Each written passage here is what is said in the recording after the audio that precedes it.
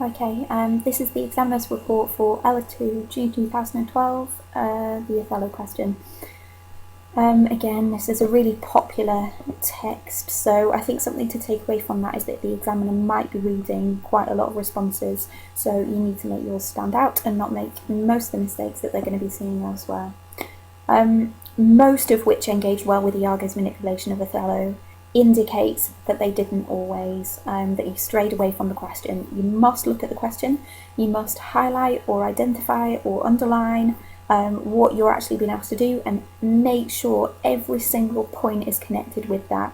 If you spot some enjambment and can't connect it with how Iago is manipulating Othello, don't mention it. Don't just mention terminology for the sake of it, you need to connect it to what you're being asked to look at.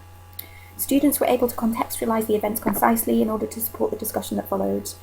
Concise intro, 2 to 3 sentences, contextualise, say where the events are occurring, between whom, what's going on. Some intelligent and perceptive answers successfully analysed Iago's manipulative tactics. Many understood Iago's tactics of question and evasion and the effect they were having on Othello, but their comments lacked clarity, precision and development. Those 3 words, really important. Have a look at your answer, have a think about what they might mean. So clarity, precision and development.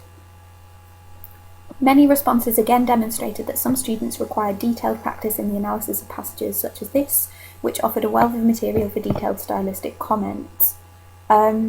Detailed analysis, words, phrases, don't drift into the things that some students have done, which is that they offered a narrative approach, drifting into plot outlines. Some spent time wrestling with ideas about whether the extract was prose or verse and how that might reflect upon the state of the characters. Some ascribed all kinds of subtle claims to the use of iambic pentameter.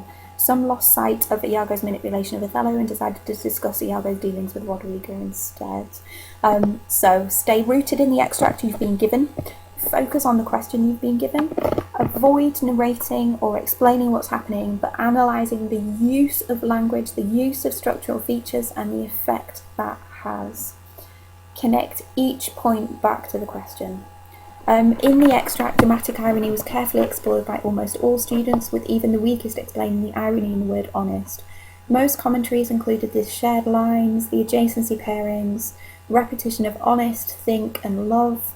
Some students, though, became caught up in strange ideas about Iago calling Othello my lord, focusing on the pronoun as an indication of Iago's possession of Othello.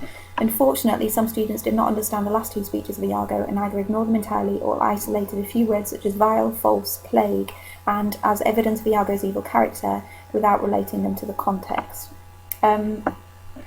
Make sure that you look at the whole of the extract. Try not to leave any sections of speech out completely because it will show a lack of understanding. Even if you just get too consumed with the rest of the extract, make sure that some of your quotes come from each aspect of the extract you're given. My lord is a sign of respect.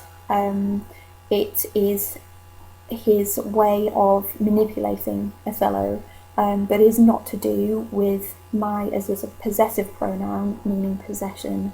That's a good point to kind of take away.